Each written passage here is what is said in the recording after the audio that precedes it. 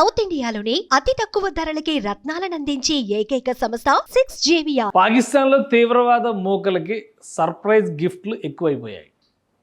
Operation Sindoor పేరిట భారత్ ఇచ్చిన return gift తర్వాత యాక్షన్ ప్లాన్ మరో విధంగా కనిపిస్తుంది. ఎవరు ఊహించని విధంగా అటు జైషే మహమ్మద్, లష్కరే తోయిబా, హిజ్బుల్ ముజాహిదీన్ ఇలాంటి టాప్ క్లాస్ టెర్రరిస్ట్ ఆర్గనైజేషన్స్కి చెందిన మోస్ట్ వాంటెడ్ క్రిమినల్స్ కుక్కచావు చేస్తున్నారు. పాకిస్తాన్లోనే గన్ షాట్స్ చూసాం మనం. 2-3 ఇన్సిడెంట్స్ జరిగినాయి. లష్కరే తోయిబా చీఫ్కి అత్యంత సన్నిహితమైనటువంటి అమీర్ హంజా ఈ మధ్య బుల్లెట్ గాయాలతో ఆసుపత్రి పాలయ్యాడు. ఇప్పుడు తాజాగా మరొక వార్త వచ్చింది. జైషే మహమ్మద్ ముఖ్యమైనటువంటి కమాండెంట్గా భావించేటువంటి మౌలానా అజీజ్ ఎసర్ ప్రాణాలు కోల్పోయాడు. ఎలా చనిపోయాడు అనేది ఒక మిస్టరీగా మారిపోయింది పాకిస్తాన్లో. అది కూడా బహవల్పూర్లోనే ఈయన తుది శ్వాస విడిచినట్టుగా తెలుస్తుంది. దీనికి సంబంధించినటువంటి వివరాలు, ఆయన ఒంటిపైన బుల్లెట్ గాయాలైతే లేవు అని కన్ఫర్మ్ చేశారు. ఎందువలన చనిపోయాడు అనేటువంటి దాన్ని ఫైండ్ అవుట్ చేసే పనిలో ఇప్పుడు జైషే మహమ్మద్ వర్గాలు ఉన్నాయి. పాకిస్తాన్లో తీవ్రవాదాన్ని పెంచి పోషించడంలో జైషే మహమ్మద్ పాత్ర చాలా ప్రముఖమైంది. అలానే భారతదేశాన్ని విస్తృతంగా విమర్శించడంతో పాటు నరేంద్ర మోడీ పైన ఒంటికాలు పైన లేవడంలో ఇతనికి ప్రత్యేకత ఉంది. సో అలాంటి వ్యక్తి అనుమానాస్పదమైనటువంటి స్థితిలో ప్రాణాలు కోల్పోయాడు అనేది ఇప్పుడు సంచలనాత్మకంగా మారింది. పాకిస్తాన్ సోషల్ మీడియా ఛానల్స్ అన్నీ కూడా మౌలానా అబ్దుల్ అజీజ్ ఎసర్ ఇతను ఎలా చనిపోయాడు అనే దాని మీద ఒక సస్పెన్స్ వాతావరణం నెలకొని ఉందంటూ పేర్కొంటుంది. అలానే గతంలో ఇచ్చినటువంటి వార్నింగ్స్, భారతదేశానికి ఇచ్చినటువంటి వార్నింగ్స్ సంబంధించినటువంటి వీడియోలు కూడా వైరల్ అవుతున్నాయి. పాకిస్తాన్ సోషల్ మీడియాలో వస్తున్నటువంటి దృశ్యాలు ఇవి. संभाल सकता है अपनी हिंदुस्तान की हुकूमत को सवाल, वरना मुजाहिदीन तुम्हारे झगड़े से और तुम्हारी जुबान से कश्मीर का नाम भी छीन लेंगे और कश्मीर के हितों को भी छीन लेंगे. జైషే మహమ్మద్కి సంబంధించి ఒక కీలకమైనటువంటి కమాండెంట్గా చెప్తున్నారు. పైగా జైషే మహమ్మద్ లీడర్షిప్లో, టాప్ లీడర్షిప్లో ఒకటిగా ఇతనికి ఒక ప్రత్యేకమైనటువంటి స్థానం ఉంది. గతంలో కూడా లష్కరే తోయిబాకి సంబంధించినటువంటి చీఫ్ రైట్ హ్యాండ్గా భావించేటువంటి అమీర్ హంజా ఒక గన్ షాట్ బారిన పడ్డాడు.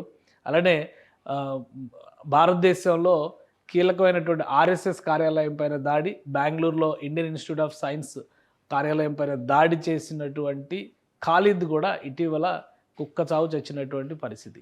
అది ఈ 2 ఘటనల తర్వాత మొత్తం 3 ఇన్సిడెంట్స్ జరిగాయి. ఆపరేషన్ సింధూర్ కాల్పుల విరమణ ప్రకటన జరిగిన తర్వాతే, అంటే దాదాపు 20 రోజుల కాల వ్యవధిలో 3 ఇన్సిడెంట్స్ జరిగాయి. ఈ 3 ఇన్సిడెంట్స్లో 2 మోస్ట్ వాంటెడ్ క్రిమినల్స్, తీవ్రవాదులు ప్రాణాలు కోల్పోయారు.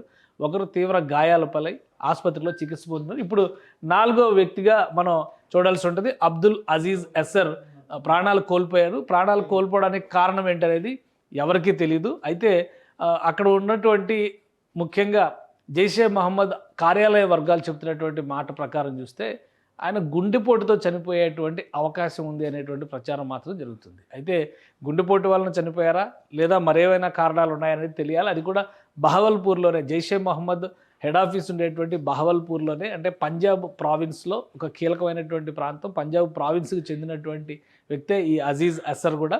సో అతను ప్రాణాలు కోల్పోయేటువంటి పరిస్థితులు ఉన్నాయి. ఎందుకంటే ఆయన చుట్టూ బలమైనటువంటి సెక్యూరిటీ, రక్షణ వ్యవస్థలు పెట్టుకునేటువంటి అవకాశం ఉన్నటువంటి మోస్ట్ వాంటెడ్ టెర్రరిస్టు. ప్లస్ భారతదేశం పైన ఇటీవల కాలంలో ఆపరేషన్ సింధూర్ సమయంలో ఆయన ఇచ్చినటువంటి స్టేట్మెంట్స్ కూడా పాపులర్ అయ్యి భారతదేశాన్ని ముక్కలుగా చేస్తామనేటువంటి ప్రతిజ్ఞ పూరుతున్నటువంటి దృశ్యాలు ఇప్పుడు వైరల్ అవుతున్నాయి సోషల్ మీడియాలో. సో ఒక మోస్ట్ వాంటెడ్ టెర్రరిస్ట్గా ఉన్నటువంటి వ్యక్తి అంత అనూహ్యంగా ఎలా మరణిస్తారు? దానికి ప్రత్యేకమైనటువంటి కారణాలు ఏమైనా ఉన్నాయంటే, వయసు పరంగా చూసినా కానీ, ఆయన యాక్టివిటీ పరంగా చూసినా కానీ చాలా స్ట్రాంగ్గా, ఫిట్గా ఉన్నాడని జైషే వర్గాలు చెబుతున్నాయి. కానీ అనుమానాస్పద మృతి అనేది మాత్రం రికార్డ్ అయింది. సో ఈ మృతికి కారణం ఏంటనేది తెలియాల్సి ఉంది. గత కొంతకాలంగా చూస్తే కనుక, గత 2 ఏళ్లుగా భారతదేశానికి చెందినటువంటి నిఘా సంస్థలు 2023 నుంచి 23 మధ్యలోనే దాదాపు 30 మంది మోస్ట్ వాంటెడ్ టెర్రరిస్టులు, తీవ్రవాద మూకలకు చెందినటువంటి నాయకుల్ని గుర్తు తెలియని వ్యక్తుల రూపంలో కానీ, స్థానికంగా జరిగినటువంటి ఘర్షణలో కానీ లేపేసినటువంటి సందర్భాలు చాలా ఉన్నాయి. ఆపరేషన్ సింధూర్ తర్వాత మరొకసారి ఈ ఆపరేషన్ స్పీడప్ అయిందనేటువంటి సంకేతాలు వస్తున్నాయి. 20 రోజుల్లోనే 4 అటాక్స్ జరిగినాయి. అంటే ఇది 4వది అటాకా కాదనేది మిస్టీరియస్గా ఉంది. 3 అటాక్స్ జరిగినాయి. అందులో 2 ప్రాణాలు కోల్పోయారు.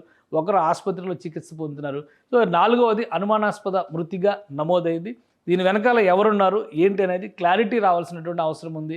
ఎటు నుంచి శత్రువు వచ్చి తమల్ని వధిస్తున్నారో తెలియనటువంటి నిస్సహాయ స్థితిలో ఇప్పుడు జైషే మొహమ్మద్, లష్కర్ తోయిబా, హిజ్బుల్ ముజాహిదుల్లో ఉన్నటువంటి ముఖ్యమైనటువంటి కీలక కమాండర్లు ఆందోళనలో ఉన్నటువంటి పరిస్థితి స్పష్టంగా కనిపిస్తుంది.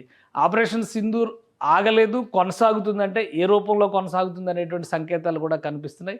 కానీ పాకిస్తాన్లో ఉన్నటువంటి తీవ్రవాద మూకలకి మాత్రం భారత్ ఒక గట్టి వార్నింగ్ ఇచ్చినట్లయింది ఆపరేషన్ సింధూర్.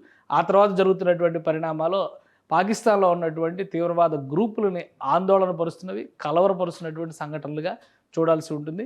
సో ఇప్పుడు మృతి చెందినటువంటి అబ్దుల్ అజీజ్ ఎసర్కి సంబంధించినటువంటి మృతికి కారణాలని అన్వేషించే పనిలో జైషే మొహమ్మద్ నిమగ్నమైంది. జైషే మొహమ్మద్ హెడ్ క్వార్టర్స్ అయినటువంటి బహవల్పూర్లో ఉన్నటువంటి మర్కజ్ బిల్డింగ్లోనే, ఆ ప్రిమిసెస్లోనే ఈయన అంత్యక్రియలు కూడా నిర్వహించడానికి ఏర్పాట్లు చేశారు. ఇప్పటివరకు కన్ఫర్మేషన్ కాలేదు, ఎందుకంటే జూన్ 2 సాయంత్రానికి ఈ డెత్ రిపోర్ట్ అయింది. అయితే మరణించారా లేదా అనేది అధికారిక ధృవీకరణ రాలేదు. కానీ దానికి సంబంధించినటువంటి దృశ్యాలు మాత్రం వచ్చినాయి. మర్కజ్లో అంత్యక్రియలు పూర్తి చేసేటువంటి పనిలో జైషే వర్గాల నిమగ్నమైనట్టుగా కూడా పాకిస్తాన్ మీడియా ప్రచురిస్తోంది.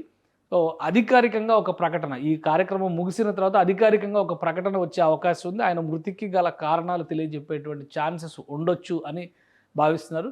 సో రీజన్ ఏదైనా కానీ కీలకమైనటువంటి కమాండర్లుగా చెప్పుకునేటువంటి తీవ్రవాద మోకల నాయకులు ఒక్కొక్కరుగా ఈ లోకం విడిచి వెళ్ళిపోతున్నారు. దీని వెనకాల ఏ శక్తి ఉంది అనేటువంటి చర్చ మాత్రం ఆసక్తికరంగా సాగుతోంది. సుమన్ టీవీలో మీ పర్సనల్ అండ్ బిజినెస్ ప్రమోషన్స్ కోసం కింది నెంబర్కి కాంటాక్ట్ చేయండి.